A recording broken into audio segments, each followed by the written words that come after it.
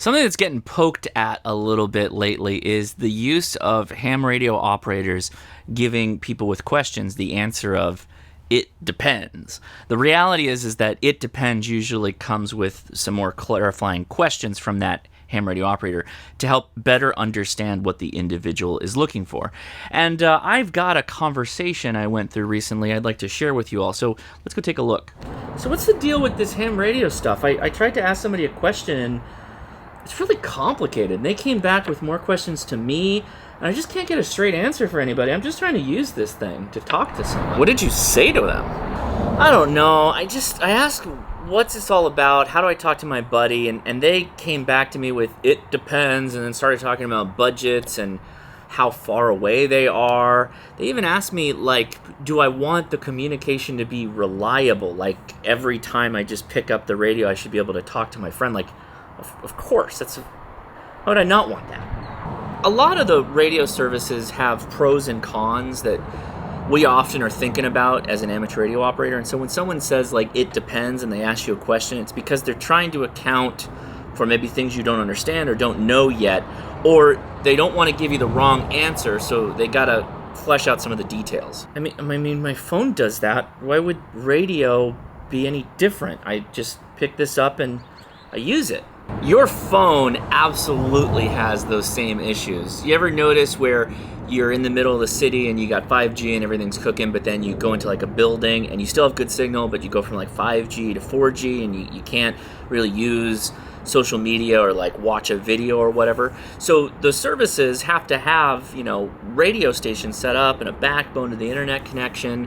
And then also think about if you're ever like hiking or you're taking a long drive, right? And you get into a certain area where it's a dead zone. Remember how Las Vegas used to be, driving out there a couple of years ago? So, what do you do typically in those situations? I guess like everybody else, I just wait to get to an area with better signal, or when it starts working, I get back on the tickety talks, right? Right, because you don't own the network. You can't call up AT&T and say, "Hey, I'm going to set this garage-built node on your network to work with my phone, and hey, please hook it up to your backbone and get me connected to the internet that way." They'd laugh at you if you tried that. So ham radio is much less rigid than that. We can find different options to still get your signal out to be able to communicate within your goals, right? We have different bands of operation, different antenna configurations, the way we set up the antenna.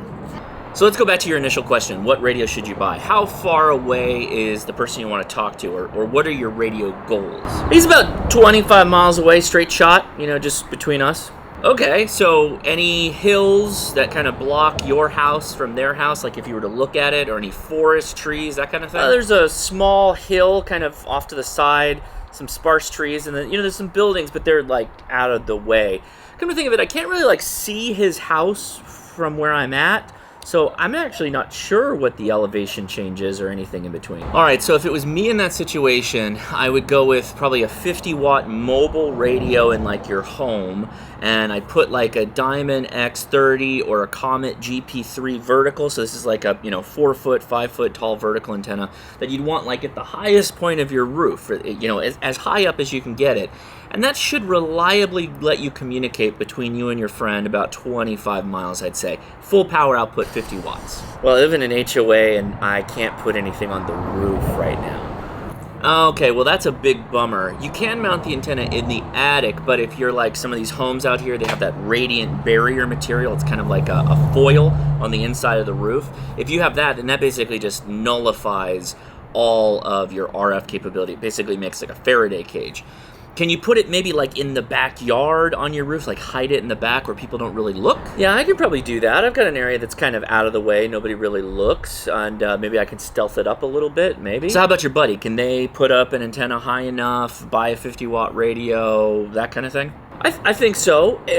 By the way, this is already like getting to become a lot for me. This is all brand new stuff. Can you maybe write all this down and then send it to me so that way I have a copy of all of this so I know what I'm like looking for? That would be really helpful. Yeah, absolutely. But kind of an important question. We probably should have started there.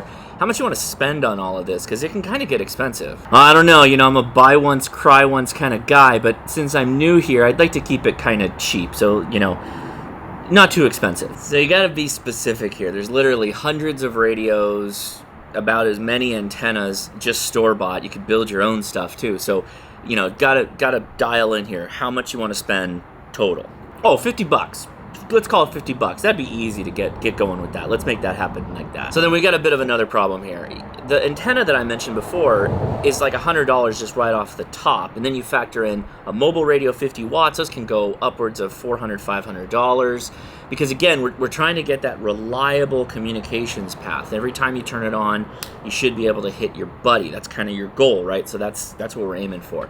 A lot of this stuff is all, off the shelf. I don't understand. I bought this for $18, this Boofwang, and I thought this would solve all my problems. And now you're saying it too. You're saying it depends, and the reliability factor. Why can't I just make it happen with this? So that's kind of the glorious bit of the "it depends" answer. So, not knowing your location, it is possible that you could go outside with just the stock Baofeng antenna and be able to transmit and hit your buddy if he had a decent shack, or maybe even a Baofeng. But until you test it, I can't tell you accurately that this will work 100% of the time.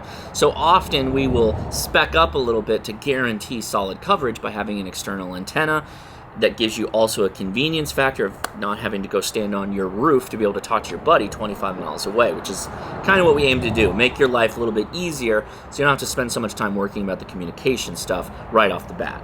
I guess that makes sense, but again, this is $18 and everything you've mentioned so far is like $100 or more. What's up with that? So the Baofeng isn't the best radio, and by its very nature, it's a 5-watt radio. It's almost a convenience item. A lot of people who use handhelds, we will use something called a repeater, which, before you ask, a repeater is kind of like a radio station that we put on a high vantage point, either a really tall tower with an antenna or on top of a mountain. And that can take your incoming signal, amplify it to upwards of 100 watts in some cases, and then have a really big footprint all around that antenna that you can hit. The downside sometimes is that these repeaters are owned by individuals, they're owned by clubs, and they could have their own kind of community and their own special events they're holding, or just radio activity that happens at drive time, during traffic, that you and your buddy might just not be able to hop in there whenever you want and talk to each other. Okay, I don't understand. I was always told that amateur radio operators are the friendliest people ever, and at a moment's notice they'll stop what they're doing to reply to your email, your DMs, and even pick up the phone and call you. What gives here? Well, you're telling me now that they're just not like that? No, many are, and many do. The thing to keep in mind is that a repeater is almost like a local hangout spot. It's where people will get together and they'll relax after a long day or driving to work or whatever, and they have their own communities and standard things that they do, at any one time. Just imagine you walked into like a bar or a restaurant where a couple of guys, they always hang out there, they got like a table named after them, and you barge into the middle of their conversation and start yelling to your buddy across the restaurant, having a conversation with him while interrupting the conversation that was already going on with friends that have been coming to this location for years. You might catch hands on that, and it's the same kind of thing on a repeater, maybe not the hands part. But you got to keep in mind that you're entering into what is kind of a small community, and you kind of have to be willing to play ball. If you don't want to do that, that's fine, but then that brings us back to how do you reliably get that one-to-one communication between your buddy 25 miles away? I mean, that repeater thing sounds interesting from a technical standpoint, but I didn't really think about the community, that they're, it's like their little clubhouse, and you can't just kind of barge in there. I guess that makes sense. So let's just keep it with that, one-to-one communication in my buddy, at least to start here. Since it sounds like you're on a budget, it's probably best to just go with a vertical antenna that you can mount on the roof, maybe like that GP3, or maybe even build one. I'll send you a link to an antenna plane so you can build with just like Home Depot wire, and you can get started that way. You'll have to run the coax into your house and then have a place to plug your Baofeng into, but you might find that is the solution to your problem. It won't be the most convenient, nuanced, or ham-sexy way to go, but it should work. Maybe. You're going to have to test it. And if it doesn't work, you can always upgrade to that mobile radio, get 50 watts output, and that'll probably solve the problem. All right, that sounds great. Still going to need you, though. You got to write this down. I need, like, every Amazon link possible. Every little thing that I need you to put that into an email and reply back to me so that I've got that. I need that to get this to happen here. Sure, yeah, I can send you an email. Also, there's this YouTube channel I really like that has this playlist called Are You New to Ham Radio? Start Here. And based off of what you already told me, what we talked about, you can just go through that playlist and find things that are similar to what we've been kind of hitting upon. And you can like deep dive a lot more information there as well. Also, important question. Is your buddy planning on getting an amateur radio license so that you guys can talk to each other? Because you both need a license to transmit on amateur radio. Oh, absolutely not. He said that he doesn't want to be on any kind of internet database that the government can use to come after you, because, that's how they get you. And that also, he said something about sad hams, and that there's a lot of people that are really mean out there, and that he won't be able. He'll just communicate, in an emergency as he needs to. He says he's good to go. He already knows how the radio works, right? We've both been playing a lot of airsoft with our boof wangs here, so should be fine. Great. So I think it's pretty safe to say that hams want to help people get into the hobby. That usually comes with a myriad of additional questions because there is no turnkey solution. Just saying, go buy an iPhone or go buy an Android phone and then pick whichever service has the best signal in your area isn't really possible in amateur radio, because you have to be accountable for the equipment that you're putting on the air. And the same goes for CB and GMRS and all the other ones. There are many options and many things you can do with each one of those radio services to make your expectations a reality. Sometimes, though, there are compromises we must make along the way due to budgets, geographical terrain, and then the physical place that we live in, that are all something that you're going to get asked about if you come up to a ham and start asking questions like, what is the best radio I need to buy? Or as a beginner, which radio is the first one I should get? That is a hornet's nest of questions that many people get a little inundated with when they're asking that question for the first time. Just keep in mind that it's always usually from a good place. Have the following answers ready. Know your budget, know what your goals are with the radio that you're trying to buy, and then also any helpful hints from that individual that they might have learned along the way or as a beginner within radio. And let me tell you, there's a ton of helpful hints I've gotten along the way when I was a new ham, and they generally served me very well. So keep an open mind, be a little bit humble when you're coming up and talking to these people, and do appreciate that they're going to likely have questions back to you, because this is a technical hobby, and I hope you're ready to dive in the deep end there on the technical side of things.